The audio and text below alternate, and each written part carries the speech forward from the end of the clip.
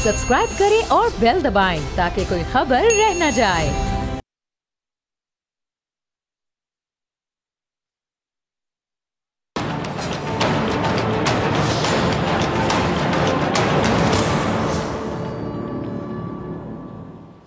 अस्सलाम वालेकुम नाज़रीन, मैं हूं डॉक्टर फिज़ा अकबर खान और मैं हूं पाकिस्तान और आप देख रहे हैं पाकिस्तान के सबसे बड़े न्यूज़ चैनल का नंबर 1 प्रोग्राम ऐसे नहीं चलेगा। नाज़रीन, महबूब अगर बेवफा हो तो उसकी कई वजूहात हो सकती हैं। हो सकता है कि महबूब अपने से कमतर को पसंद ही ना करता हो, या फिर उसकी बखरी अदाएँ हों, आसमानों में उड़ता हो, उसके पाँव ज़मीन पर लगते ही ना हो। महबूब में तकब्बुर हो सकता है। गर्ज के महबूब के बेवफा होने के बहुत से फैक्टर्स हो सकते हैं, लेकिन जब बात आती है सियासत की, जमहूरियत की, तो जब यहाँ सियासतदानों का ज़मीर जमहूरियत के मुनाफी काम करने लग जाता है, बिल्कुल मुनाफी, या किसी भी जमात का रहनुमा या उम्मीदवार आप समझ लें कि अपनी जमात से बेवफाई करने पर आ जाए, तो सिर्फ उसकी एक ही वजह हो सकती है, और वो वजह ज़मीर फरोशी। ज़मीर की बोली लग जाती है और ज़मीर बराए फ़रोख्त हो जाता है, बिक जाते हैं ज़मीर। नोट की बारिश, ये जिसमें सियासतदान अपने दामन को बदनुमा दाग से दागदार कर लेते हैं। अच्छा, बड़े बड़ों का जो ज़मीर है वो कागज़ के टुकड़ों के आगे आप कह लें कि हथियार फेंक देता है। बदकिस्मती कह लें कि हमारी सियासत की तारीख जो है ना, वो जोड़ तोड़ और ख़रीदो फ़रोख्त से भरी पड़ी हुई है। बड़े लोगों की बोलियां लगी, रेट लगे, बराए फ़रोख्त बड़े लोग थे। अब जमहूरियत को इसी सौदाबाजी ने आप कह लें कि सबसे ज़्यादा नुकसान पहुँचाया, क्योंकि जब सियासतदान अपनी जेबें भरने लग जाएँ तो वह आवाम की भलाई के लिए कभी सोच नहीं सकते, और इसी वजह से हमारे मुल्क में बार बार जमहूरियत की बिसात लपेटी गई और चारों मरतबा लोगों ने इसको खुशामदीद कहा, क्योंकि ज़ाती मुफादात, लूट मार प्रोग्राम की वजह से अवाम का एतमाद आप कह लें कि सियासतदानों से उठ चुका था। सियासी खुदगर्जी कह लें, लालच कह लें, इसने जमहूरियत को दीमक की तरह चाट लिया, लेकिन ज़मीर की सौदागरी करने वालों को इसका एहसास तक नहीं हुआ, बल्कि वो उल्टा इल्जाम तराशियां करके अपने दामन बचाते रहे, दूसरों पर इल्जाम लगाते रहे। अफसोस, सद अफसोस इस बात पर भी कि ये जो हॉर्स ट्रेडिंग की गंगा में सब सियासी जमातों ने हाथ धोए। इस हवाले से किसी भी सियासी जमात का दामन पाक नहीं है। अलबत्ता तहरीक इंसाफ ने अपनी गलतियां कह ले, कोताहियां कह ले, कि उसका ना सिर्फ एतराफ़ किया, बल्कि अपने जो 20 बिकाऊ सियासी घोड़े हैं अपने इस्तेबल से बाहर निकाल कर किए, बल्कि उसने सेनेट में जो वोटों की मंडी लगने के आगे भी हम कह सकते हैं कि बंद बांधने की बाकायदा कोशिश की है। अच्छा, हुकूमत ने सेनेट इंतखाबात में ये जो ओपन बैलेट के लिए तरमीम की कोशिश की है, लेकिन बजाय इसके कि अपोजिशन जमातें हुकूमत से तमाम इख्तलाफात भुलाकर जमहूरियत को मजबूत करने के लिए इसका साथ देती, यहाँ भी सियासत, अजीब सी सियासत शुरू कर दी, और वक्री सियासत वक्रे लोगों की वक्री सियासत, कुछ समझ नहीं आती कौन सी दुनिया में लोग रहते हैं। फिर जाती मुफाद को आगे रख लेते हैं, मुल्की मुफाद को पीछे फेंक देते हैं हमेशा की तरह, और फिर कहते हैं जमहूरियत है, ये जमहूरियत है। ये जुल्म नहीं कि अपोजिशन रोना जमहूरियत का रोए, जमहूरियत, हमें अवाम की फिक्र, जमहूर के लिए बाहर निकले, जमहूर की टेंशन है, और खुद इसी जमहूरियत की राह में रुकावट बने। अब आज अफसोस के साथ मैं कहूंगी, मुझे अफसोस के साथ कहना पड़ता है कि हर सियासी जमात जमहूरियत की बात करती है, लेकिन जब जमहूरियत के लिए ज़ाती मुफाद को कुर्बान करने का वक्त आता है तो कोई भी ये कुर्बानी देने को तैयार नहीं होता। ये है इनकी जमहूरियत, ये है इनकी वतन से मोहब्बत, जो प्रैक्टिकली साबित करते हैं कि कोई तैयार नहीं होता। सिर्फ ज़बानी जमा कर बातें करवा लें इन वक्रे लोगों से जितनी मर्जी, बातें तो उनकी खत्म नहीं होंगी कभी। प्रैक्टिकली साबित करने का वक्त आता है तो 0 अंडा साबित होते हैं लोग। अब ये ऑपोजिशन जमातें हैं, माजी में सेनेट इंतखाबात में करप्शन की गंगा में हाथ धोने के बाद एक दूसरे पर हॉर्स ट्रेडिंग का कीचड़ उछालती रहीं, लेकिन इन्होंने अमली तौर पर प्रैक्टिकली इसके आगे बंद बांधने के लिए कोई काम नहीं किया। सिर्फ ज़बानी जमा कर, इस पे तनकीद, उस पे तनकीद, इसको कह दिया, उसको कह दिया, इस पे इल्ज़ाम, उस पे इल्ज़ाम तराशी। ऑपोजिशन मिसाके जमहूरियत का बहुत चर्चा करती है, इसे पाकिस्तान के तमाम मसाइल के हल का नुस्खा भी करार देती है, लेकिन ये नुस्खा काम तो तब आएगा ना अल्लाह के बंदो जब इसे इस्तेमाल किया जाएगा। लेकिन सिर्फ और सिर्फ बातें हो रही हैं, प्रैक्टिकली मिसाके जमहूरियत की कोई चीज़ भी सियासी निज़ाम में इम्प्लीमेंट नहीं की गई। इस पे फ़ख्र करने वालों ने नहीं की ना। अगर मिसाके जमहूरियत पे अमल किया होता तो फिर आज ये हॉर्स ट्रेडिंग, धांधली, सियासतदानों की जो अपनी जमात से बेवफाई का मेरे ख्याल से नामो निशान तक बाकी ना रहता, और ना ही आज सेनेट इंतखाबात के तरीक़ाकार पर बात हो रही होती। और वो सियासी जमातें जो कल तक तो सेनेट इंतखाबात में शो ऑफ हैंड्स के तरीके पर कार पर बाकायदा बात करती थी, वही बात आज हुकूमत कह रही है। तो अपोजिशन अब यू टर्न ले रही है। जहाँ छांगा मांगा की सियासत, किसी की जमहूरियत हो, वहाँ शफाफियत का क्या काम भाई। अब आ गई ना फिर वही बात कि यादें माजी अजाब है यारब। छांगा मांगा की सियासत किसका माजी है, क्या मैं पूछ सकती हूँ? ये रिवायत किसने डाली? ये ट्रेंड आप कह लें कि किसने सेट किया था? किसने डाली ये रिवायत? हमें सब है याद जरा जरा, किसी और को याद हो या ना हो। आज जमहूरियत का दर्ज देने वाले शेर बने ना, शेर। बताएं जरा कि पीपल्स पार्टी और मोहतरमा बेनजीर भुट्टो शहीद को नाकाम बनाने के लिए पानी की तरह पैसा किसने बहाया? कौन था वो? और ये कौन सी जमहूरियत थी? क्या ये वाकई जमहूरियत थी? और अगर मैं कहूं कि ज़मीर की खरीदो फरोख्त में, मैं डरती तो नहीं हूं किसी से, मैं सच्ची बात करूंगी। अगर मैं कहूं कि ज़मीर के खरीदो फरोख्त का कल्चर मुस्लिम लीग नून के कायद ने मुतारिफ करवाया, तो बिल्कुल गलत नहीं होगा। सियासत हो या सहाफत, अब बड़े लोगों को तकलीफ होगी। सहाफत भी, नून लीग के कायद ने इन दोनों मैदानों में खूब पैसा चलाया। जहां सियासतदानों के ज़मीर खरीदे गए, वहीं सहाफियों के कलम की भी बोलियां लगी। शर्म से डूब मरना चाहिए ऐसे सहाफियों को जिन्होंने अपने कलम की बोलियां लगाई, रेट लगवाए अपने बराए फरोख्त। सहाफी बराए फरोख्त, फॉर सेल। अपनी किताब मैं और मेरा पाकिस्तान में भी इस बात का आपको पता है कि जिक्र कर चुके हैं कि साबिक वजीर आजम ने मनपसंद सहाफियों को, वो सहाफी जो कि फॉर सेल थे, जिनको शर्म से डूब मरना चाहिए, चुल्लू भर पानी में डूब मरना चाहिए, उन सहाफियों को साबिक वजीर आजम ने खूब नवाजा। और सहाफत में पैसे चलाने की रीत भी उन्होंने डाली। उन्होंने खुद ये ट्रेंड सेट किया। सारे वैसे गलत ट्रेंड जो ना मुस्लिम लीग नून के कायद ने सेट किए इस मुल्क में, देख लिया। अब अंदाज़ा कीजिए ऐसे में नून लीग कैसे चाहेगी कि सेनेट में पैसा चलना बंद हो जाए। अब बात सियासतदानों को मिसाक जमहूरियत याद आ रहा है। काश के इस पर अमल दरामद भी कर लेते, सिर्फ बातें करवा लें इन लोगों से practically. Again I would say कि सिफर है, जीरो है, अंडा है ये लोग, बिल्कुल सिफर जीरो अंडा। बिलावल का क्लिप होगा, टीम जरा चलाइएगा। अच्छा, बिलावल और उनके वालिद हमेशा साथ चलने की बात करते हैं। जैसे कि 2008 के आम इंतखाबात में जब पीपल्स पार्टी को कामयाबी मिली थी तो उस वक्त याद करें कि आसिफ अली जरदारी साहब ने नून लीग समेत जो तमाम सियासी जमातें हैं उनको साथ लेकर चलने का ना सिर्फ ऐलान किया था, बल्कि नाज़रीन आपको याद होगा कि पीपल्स पार्टी ने विफाक में मुस्लिम लीग नून को अपने साथ शामिल भी किया था। यानी प्रैक्टिकली साबित के ज़बानी जमा खर्च नहीं थे कि कह दिया बस, पूछने वाला कौन है, साबित नहीं किया। अब ये अलग बहस है कि बाद में इन दोनों जमातों में इख्तलाफात भी हुए और इनके सियासी ताल्लुक में आप कह लें कि उतार चढ़ाव होना है, कोई नई बात नहीं है। अच्छा, कहने का मकसद क्या? कहने का मकसद ये है कि पीपल्स पार्टी ने हमेशा सबको साथ लेकर चलने की बात की, और साथ लेकर चलने की बात कौन करता है? जो जमहूरियत को मजबूत करना चाहता है। सिंपल सी बात है। अब बिलावल खुद मान चुके हैं कि मिसाक जमहूरियत पर अमल ना होना तमाम सियासी जमातों की गलती है। अच्छा, यहाँ मैं आपको बताना चाहूँगी नाज़रीन कि मिसाक जमहूरियत की ज़रूरत आखिर क्यों पेश आई। अब जाहिर सी बात है कि उस वक्त बेनज़ीर भुट्टो शहीद और नून लीग के कायद जिला वतन थे, और 2008 के इंतखाबात भी आपको पता है कि सर पर थे। अब जमहूरियत की बेहतरी कह लें, इंतखाबात को शफाफ बनाने के लिए कह लें कि इन दो बड़ी जमातों के दरमियान एक पॉलिटिकल चार्ट डिज़ाइन किया गया, और उस मुआहदे की सबसे अहम शिक में मैं आप लोगों के साथ शेयर करूँगी। वो क्या थी कि जो चार्ट ऑफ डेमोक्रेसी है उसके नुक्ता नंबर 23, इसके मुताबिक 23 ये तय पाया कि सेनेट और बिलवास्ता नशिस्तों के लिए तमाम वोटों को बदउनवानी और फ्लोर क्रॉसिंग से रोकने के लिए खुली निशानदेही करने वाले बैलेट होंगे। अब इसी नुक्ते में मजीद वजाहत ये है कि रायशुमारी में पार्टी जो नज़्मो ज़ब्त है उसकी खिलाफ वर्जी करने वालों की नाअहली के लिए पार्लिमानी पार्टी रहनुमा की तरफ से मुतालिका स्पीकर या फिर चेयरमैन सेनेट को एक ख़त लिखा जाए। अच्छा, अब आपको समझ में आ गया होगा नाज़रीन कि हुकूमत की तरफ से यूरो सेनेट में ओपन बैलेट के तहत वोटिंग के मुतालबे के बाद चार्टर ऑफ डेमोक्रेसी का जिक्र किया जा रहा है। क्यों किया जा रहा है, इसका क्या बैकग्राउंड है, वजह क्या है? अच्छा, बेनज़ीर भुट्टो शहीद और नून लीग के कायद ने क्या तय किया था? उन्होंने ये तय किया था कि सेनेट में हॉर्स ट्रेडिंग का रास्ता रोका जाए। लेकिन जैसा कि बिलावल खुद कह चुके हैं कि किसी जमात ने मिसाक जमहूरियत की इम्प्लीमेंटेशन के लिए सीरियस होकर संजीदगी से सोचा नहीं, और अब वो इस पर काम करना चाहते हैं और तमाम जो सियासी जमातें हैं उनको साथ लेकर भी चलना चाहते हैं। अब नून लीग की नायब सदर वो क्या कहती रही कि मिसाक जमहूरियत को वो और बिलावल मिलकर आगे लेकर चलेंगे।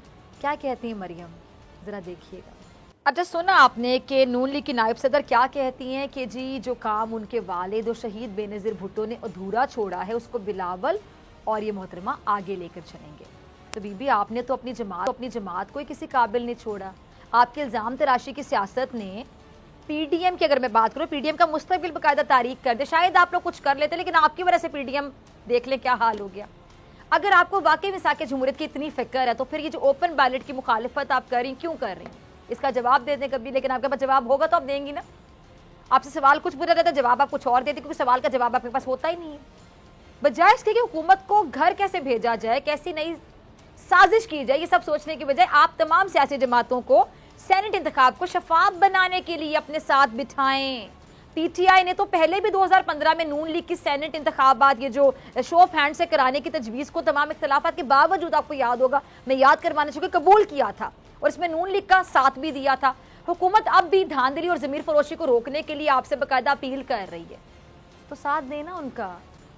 तो आप सबको बिठाने वाले बने, सब आपके साथ बैठ जाएं, ये ज़्यादा अच्छी बात नहीं है। लेकिन आप लोगों के गैर संजीदा जो रवैये हैं, बल्कि बदनीयत ही कहना चाहिए मुझे, बदनीयत ही कह लें, कि जिसकी वजह से आज सुप्रीम कोर्ट ऑफ पाकिस्तान भी सरापा सवाल थी कि आखिर मिसाक जमहूरियत करने वाले इसकी मुखालिफत क्यों कर रहे हैं, वजह की।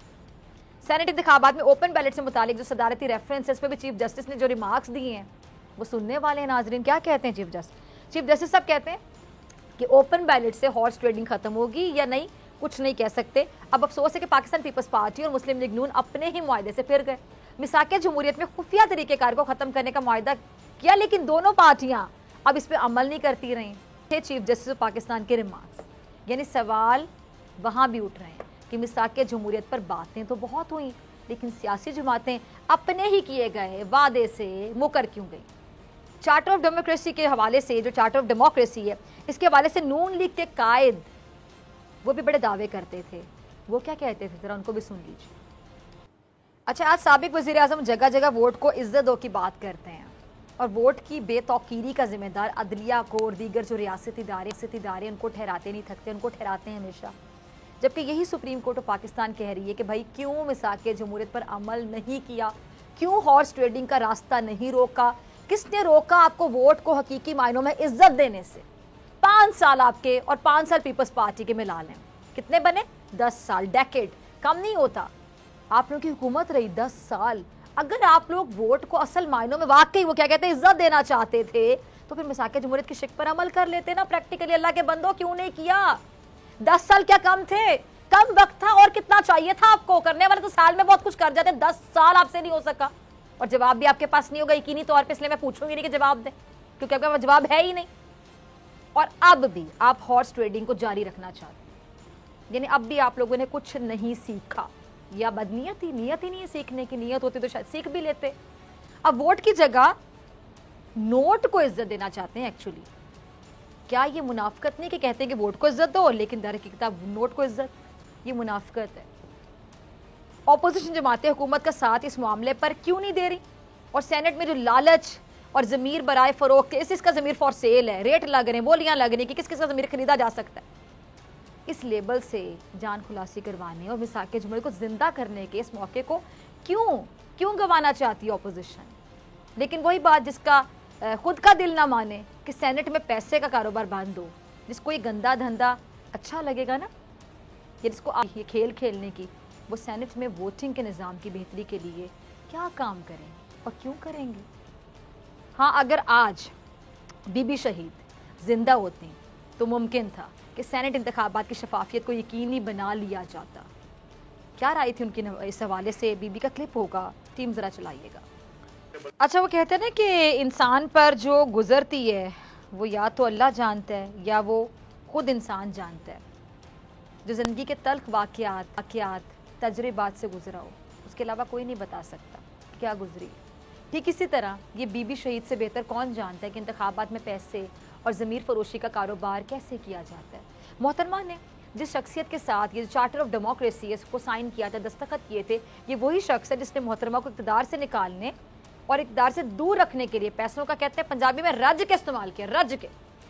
और बेनज़ीर भुट्टो शहीद भी अच्छे से जानती थी कि किस तरह नून लीग के कायद उसामा बिन लादेन से फंड्स लेते थे ताकि मोहतरमा के आगे सियासी रुकावटों का एक पहाड़ खड़ा किया जा सके। इसीलिए अगर आज बेनज़ीर भुट्टो शहीद जिंदा होती तो इस बात के वाज़े इम्कान थे कि वो वज़ीर आज़म इमरान खान साहब के ओपन बैलेट की तजवीज़ पर साथ देती। लेकिन अपोजिशन ने मिसाक जमहूरियत को, मेरे ख्याल से मिसाक जमहूरियत को मजाक जमहूरियत बना दी है। मिसाक जमहूरियत की जगह मजाक जमहूरियत बना चुके हैं उसको। और ये जो मजाक जमहूरियत है, ये मजाक अपोजिशन को महंगा भी पड़ सकता है। इमरान खान साहब का क्लिप होगा टीम प्राइम मिनिस्टर का, चलाइएगा ज़रा। तो सुना आपने, कल को तहरीक इंसाफ को सेनेट इंतखाबात में अगर अक्सरियत मिल जाती है तो फिर यही लोग रोएंगे जो आज ओपन बैलेट इंतखाबात की मुखालिफत इसलिए कर रहे हैं कि इनकी करोड़ों की दिहाड़ी ख़त्म हो जाएगी, ये बेरोज़गार हो जाएंगे। लेकिन अगर सेनेट इंतखाबात में तहरीक इंसाफ मतलूबा नशिस्तों से ज़्यादा आप देखें कि सीटें हासिल कर लेती, कामयाब हो जाती है, फिर यही अपोजिशन क्या कहेगी कि हुकूमत पर ये पैसे चलाने लगा देगी, हुकूमत पर तरह तरह के इल्ज़ाम लगाएगी, कहेंगे कि हुकूमत ने हॉर्स ट्रेडिंग की है, हॉर्स ट्रेडिंग का जिम्मेदार करार देगी यही अपोजिशन। और वज़ीर आज़म आज इसी चार्टर ऑफ डेमोक्रेसी की बात कर रहे हैं जिसमें उनको शामिल नहीं किया गया, लेकिन इसके बावजूद वो जमहूरियत की मजबूती के लिए बात कर रहे हैं। और आज से नहीं बल्कि वो पिछले कई सालों से शो ऑफ हैंड्स के हामी हैं। अच्छा, मुस्लिम लीग नून की तरह नहीं है जो आप कह लें कि सिर्फ महज दिखावे की बातें, दिखावे के लिए सेनेट इलेक्शन के तरीकाकार को तब्दील करने पर सिर्फ वो कह लें कि वावेला मचाती है, वावेला करती है।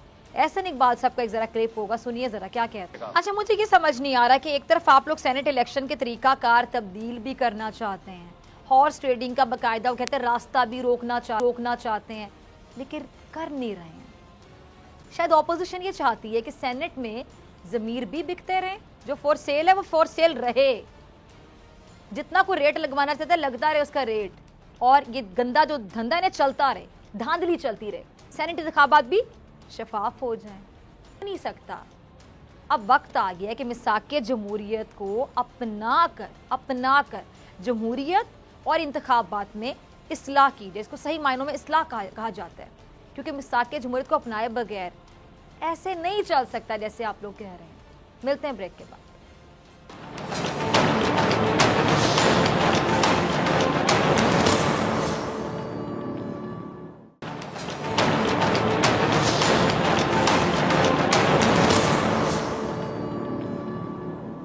वेलकम बैक नाजरीन। तवील अरसे से सियासत से आउट पीटीआई के रहनुमा जहांगीर तरीन सेनेट इलेक्शन से पहले काफ़ी ज़्यादा सरगर्म दिखाई दे रहे हैं।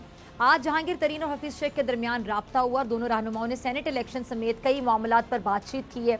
अच्छा, जहांगीर तरीन साहब का ये कहना था कि हफीज़ शेख का ताल्लुक मेरी पार्टी से है, सेनेट इलेक्शन के मौके पर हफीज़ शेख की भरपूर हिमायत करूँगा। हफीज़ शेख से राब्ते के बाद जहांगीर तरीन जनूबी पंजाब के नाराज़ अरकान असम्बली को मनाने भी जाएंगे और उन्होंने कई नाराज़ अरकान से राब्ता भी किया है, उनके तहफ़्फ़ुज़ात सुने भी हैं। ये सब क्यों हो रहा है, इसकी वजह आपको भी पता है और मुझे भी पता है, क्योंकि सेनेट इलेक्शन सर पर है और जोड़ तोड़ की सियासत भी आपको पता है कि उरूज पर है। अच्छा नाज़रीन, ये जो सेनेट इलेक्शन है इसमें वफाकी दारुल हुकूमत वाहिद जनरल नशिस्त पर पीटीआई के डॉक्टर अब्दुल हफीज़ शेख और अपोजिशन इत्तेहाद पाकिस्तान डेमोक्रेट मूवमेंट के मुश्तरका उम्मीदवार साबिक वज़ीर आज़म यूसुफ रज़ा गिलानी के दरमियान 1-on-1 मुकाबला मुतवक्के है। इस पूरी सिचुएशन पे बात करने के लिए मेरे साथ मौजूद है तहरीक इंसाफ से आमिर डोगर साहब के मोहताज मामले खुसूसी बराए सियासी अमूर। बहुत शुक्रिया आपका डोगर साहब ज्वाइन करने के लिए, वक्त देने के लिए। अच्छा आमिर डोगर साहब, इमरान खान साहब के पुराने साथी जहांगीर तरीन साहब से हफीज़ शेख साहब का अचानक जो राब्ता हुआ है, क्या हुकूमत सेनेट इलेक्शन को लेकर खौफजदा हो रही है? बहुत से ज़हनों में सवाल गर्दिश कर रहा है कि क्या पीडीएम इत्तेहाद से हुकूमत को कोई खतरा महसूस हो रहा है? जैसे कि पीडीएम इत्तेहाद का तो यही दावा है कि हुकूमत बहुत ज़्यादा खौफजदा है उनसे, क्योंकि जहांगीर तरीन साहब की जो अचानक एंट्री होती है उसमें भी बड़े सवालात जन्म ले रहे हैं। देखें जी, हुकूमत को कोई इनसे ख़तरा नहीं है, ये अपनी बयानिया को खो बैठे हैं, पीडीएम के गुब्बारे के नीचे से हवा निकल गई है। जहांगीर तरीन तहरीक इंसाफ का उनसे ताल्लुक़ है, वो तहरीक इंसाफ का हिस्सा हैं। हफीज़ शेख साहब से उनका पुराना ताल्लुक़ है, वो एक सियासी फ़िगर हैं। अगर उन्होंने हफीज़ शेख साहब से रब्ता कर लिया है या उनके कुछ अरकान से पंजाब के एमएनए से रब्ता हो गया है तो क्या क़यामत आ गई है? पता नहीं अपोजिशन वालों को दौड़ें क्यों लग गई हैं या उनके सांस क्यों फूल गए हैं। जहांगीर तरीन की आज एंट्री के बाद हमें कोई ख़तरा नहीं है, हम तो अल्हम्दुलिल्लाह इंशाअल्लाह वाज़ेह अक्सरियत से सेनेट के अंदर तमाम सीटों पर इलेक्शन जीतेंगे। अच्छा डॉक्टर साहब, ऐसे जो जहांगीर तरीन साहब है उनका तारुफ आपको पता है कि इस लिहाज से बहुत ज़्यादा है कि जी वो बड़े जोड़ तोड़ की सियासत में बड़े माहिर हैं, और तहरीक इंसाफ में जब लोगों को शामिल करवाना होता है, तहरीक इंसाफ की हुकूमत को बनाने में भी अगर मैं कहूँ कि उनका एक अहम किरदार रहा है तो गलत नहीं होगा, बल्कि जोड़ तोड़ की सियासत के माहिर कंसिडर किए जाते हैं पाकिस्तानी सियासत में जहांगीर तरीन साहब। लेकिन जो शुगर स्कैंडल उसकी वजह से उनको बहुत तनकीद का सामना भी करना पड़ा था। अब आपको क्या लगता है कि जहांगीर तरीन सेनेट इंतखाबात में सुरखरू होने के लिए क्या हम कह सकते हैं कि बहुत ज़रूरी थे और ये वक्त की अहम तरीन ज़रूरत हम समझें? और फिर चहमुगोइयाँ तो होंगी ना, अब आपको भी पता नहीं जहांगीर तरीन साहब बड़े माहिर हैं जोड़ तोड़ के। जी यकीनन वो जोड़ तोड़ के माहिर हैं। सियासत और इलेक्शन नाम ही जोड़ तोड़ का है। इलेक्शन हो रहे हैं, सेनेट के इलेक्शन हो रहे हैं, उसमें जोड़ तोड़ नहीं, आपने कहा ना कि लोग इतना डिस्कस कर रहे हो ना, तो डिस्कस तो इसलिए कर रहे हैं ना डॉक्टर साहब कि आपको भी पता नहीं कि जहांगीर तरीन है आप करें और आप टाइमिंग देखें ना।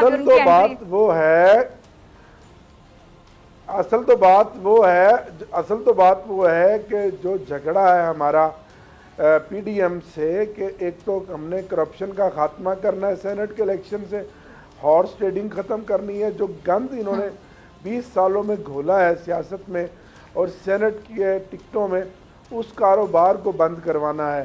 क्योंकि कौन नहीं जानता कि सेनेट के इलेक्शन में सबसे ज़्यादा फ़ायदा टिकटों की फ़रोख्त में लीडरशिप को होता है।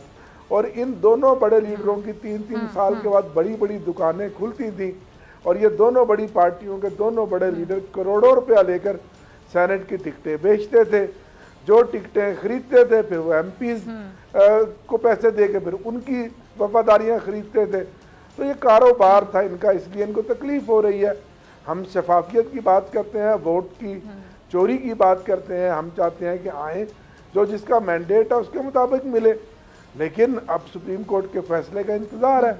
उम्मीद है कि सुप्रीम कोर्ट का जो फैसला होगा वो तहरीक इंसाफ के उस बेसिक कॉन्सेप्ट के मुताबिक होगा कि हम इलेक्शन में शफाफियत चाहते हैं। बस सिंपल इज़ दैट। बाकी जहांगीर तरीन और बाकी पूरी पार्टी इलेक्शन लड़ने के लिए तैयार है, लड़ रही है। हर पार्टी का हक है, ये उनका भी बुनियादी हक है कि वो अपनी पार्टी को सपोर्ट करें।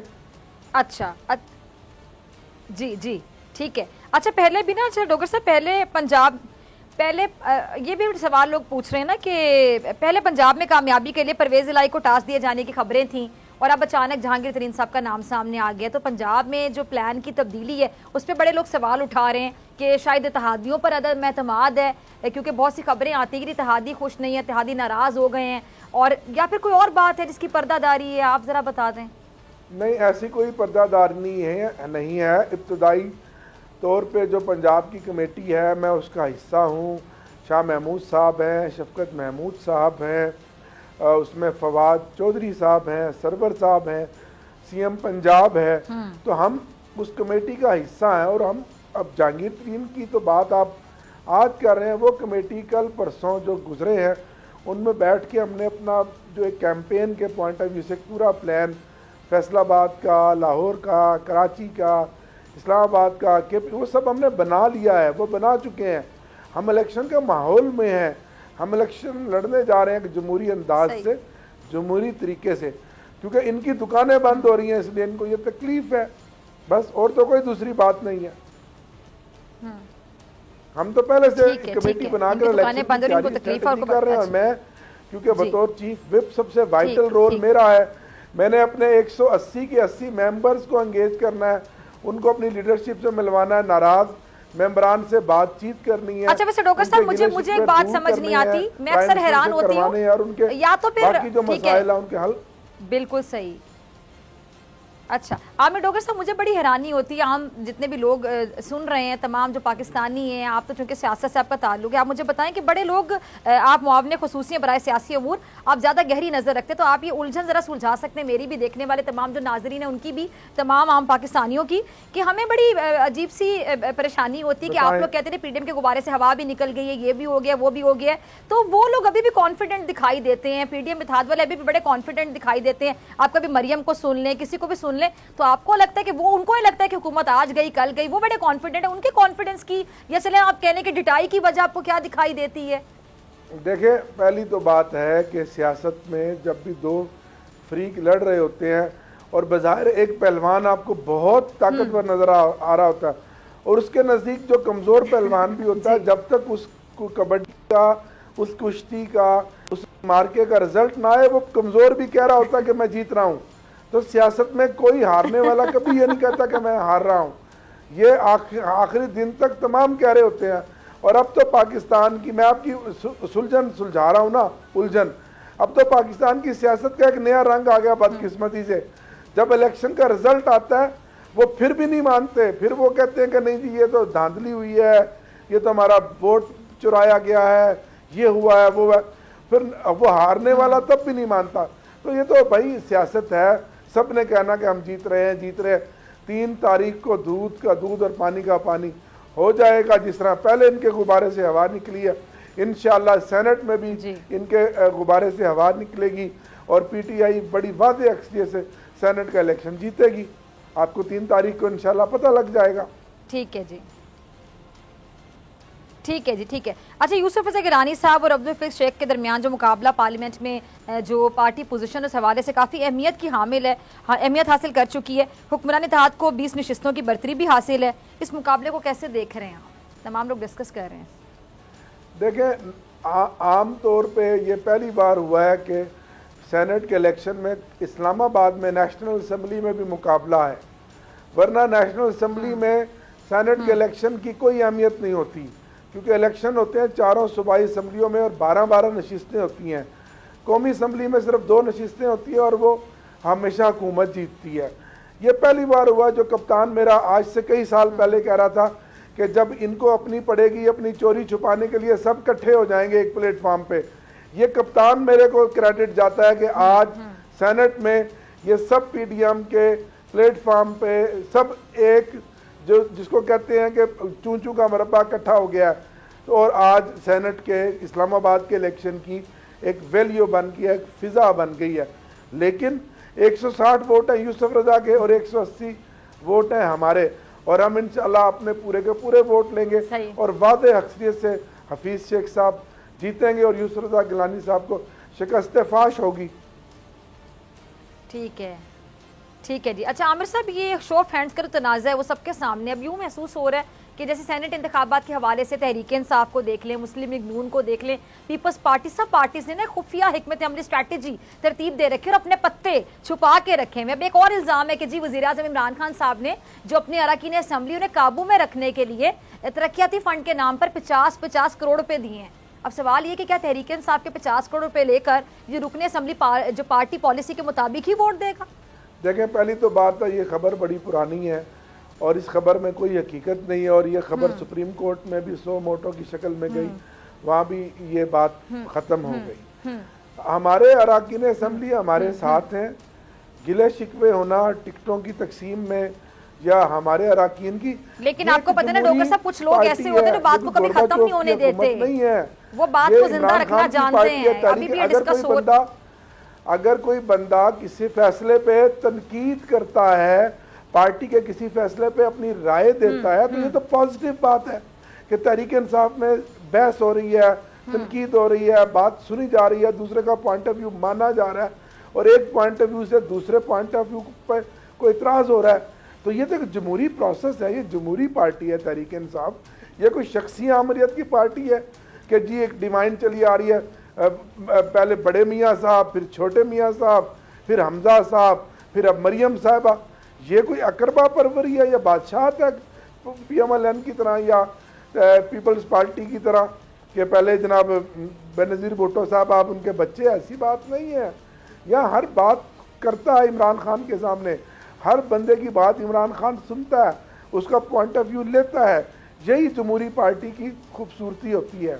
ठीक है जी, बहुत शुक्रिया आपके वक्त के लिए। आमिर डोगर साहब मौजूद थे। नाज़रीन, आपसे मुलाकात होगी ब्रेक के बाद मेरे साथ मौजूद है नुमाइंदा खुसूसी सदीक जान अपनी बड़ी खबर के साथ।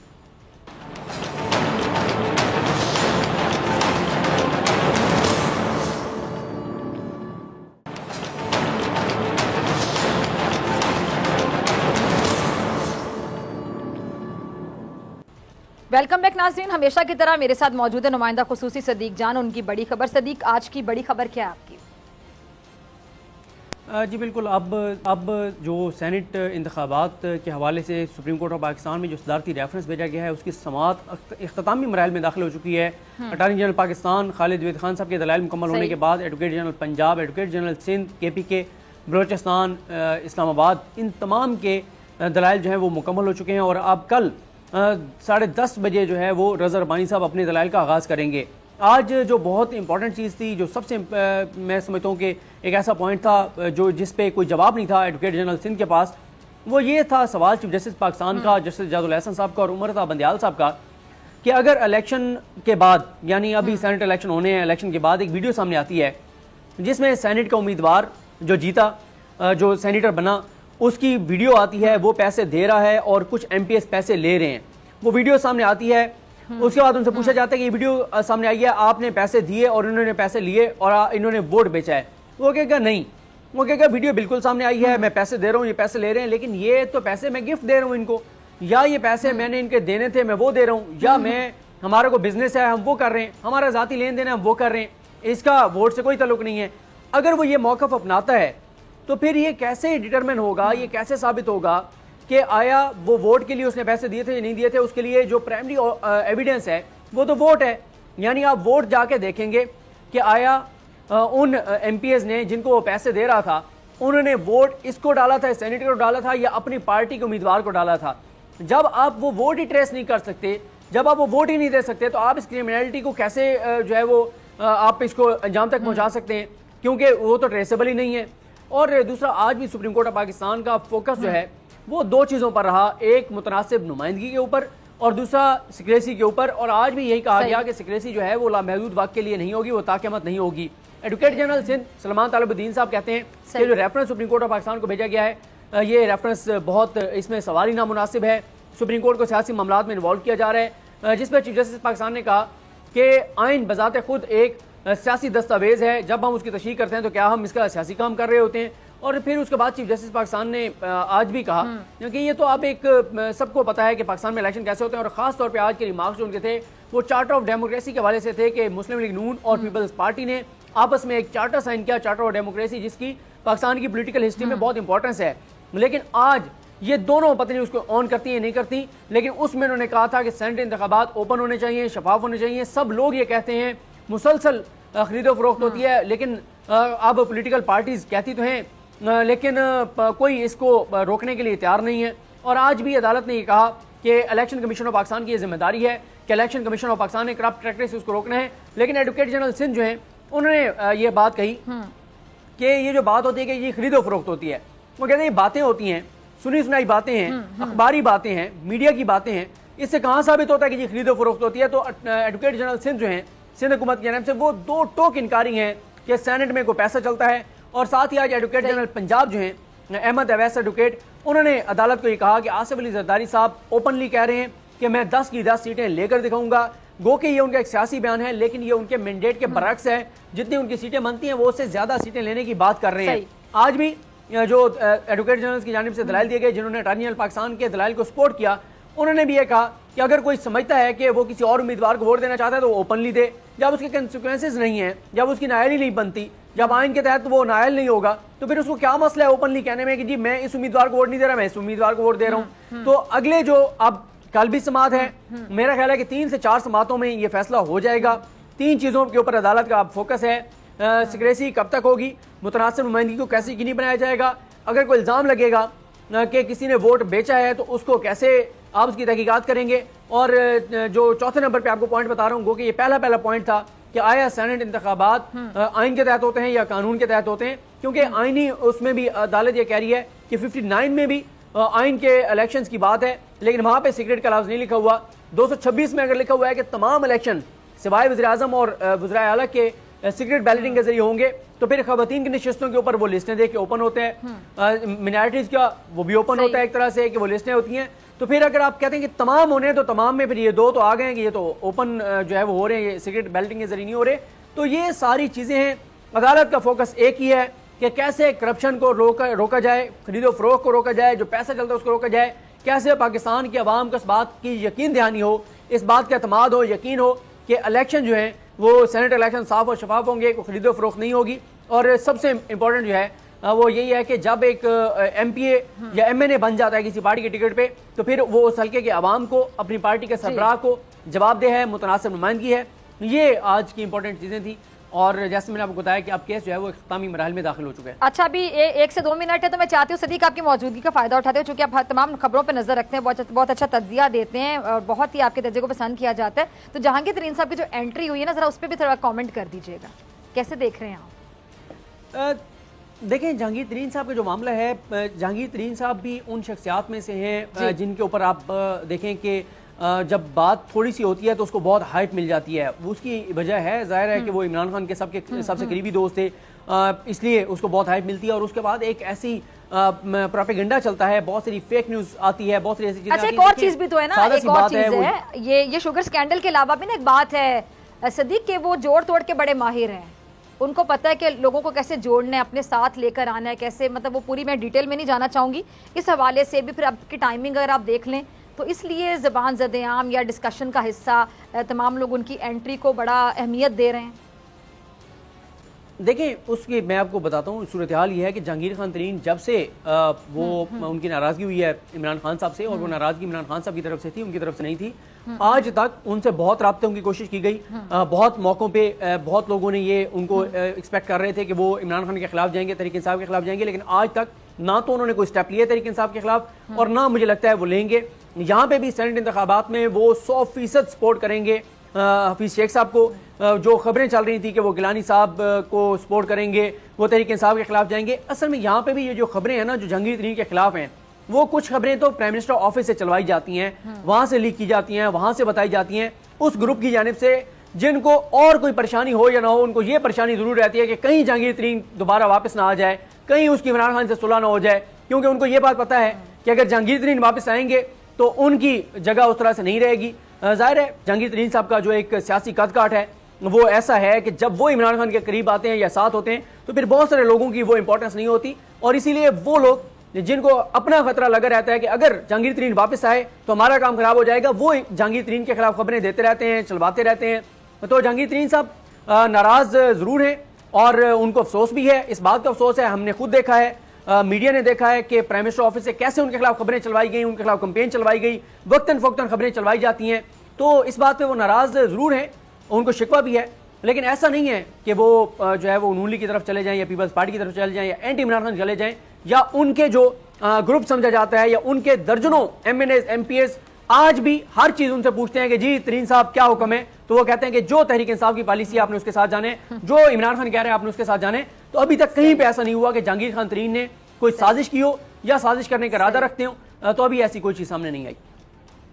सही, ठीक है जी सदीक जान, बहुत शुक्रिया आपकी बड़ी खबर के लिए, आपके तद। और नाज़िम, पैमरा चेयरमैन सलीम बेग अब तक अपनी उसी हटधर्मी पर कायम है और अब तक किसी इदारे की जानिब से उनकी नाअहली पर कोई नोटिस नहीं लिया गया, बल्कि जब भी चेयरमैन पैमरा उनकी नाअहली की आवाज़ उठाने के जुर्म में हम देखते हैं कि हर चंद दिन के बाद कोई ना कोई बहाना बाकायदा तलाश करते हैं, कभी नोटिस भेज देते हैं, कभी लाइसेंस ही मुअत्तल कर देते हैं। आज भी मेरी हमेशा की तरह चीफ जस्टिस पाकिस्तान और मुतल्लिका हुकाम से गुजारिश है कि चेयरमैन पैमरा सलीम बेग को फौरी उनके ओहदे से हटाया जाए और किसी अहल शख्स को मेरिट की बुनियाद पर उस कुर्सी पर, उस ओहदे पर बिठाया जाए। इसी के साथ डॉक्टर फिजा अकबर खान को दीजिए इजाजत, आपसे मुलाकात होगी इंशाल्लाह कल सेम टाइम सेम चैनल। अगर जिंदगी ने वफा की, दुआओं में याद रखिएगा, अपने अपने प्यारों का बहुत ख्याल रखिएगा। अल्लाह निगहबान।